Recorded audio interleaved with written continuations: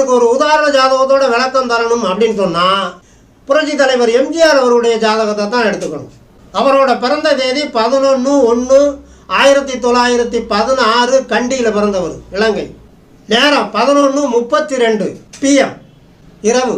இப்போ புரட்சி தலைவர் எம்ஜிஆர் அவருடைய ஜாதகத்தை பார்த்தீங்கன்னா அவருக்கு லக்னம் கன்னி, 4ஆம் இடத்துல அதாவது தனுசுல சூரிய பகவான், 5ஆம் இடத்துல புதனும் சுக்கிரனும், மகரத்தில் ராகுவும் அங்கே சேர்ந்துருக்கு, 7ஆம் இடத்துல அதாவது மீனத்தில் குருவும் சந்திரனும், 10ஆம் இடத்துல சனி பகவான், 11ஆம் இடத்துல கேதுவும் மாந்தியும் அதாவது கடகத்தில், 12ஆம் இடத்துல சிம்மத்தில் செவ்வாய் பகவான்.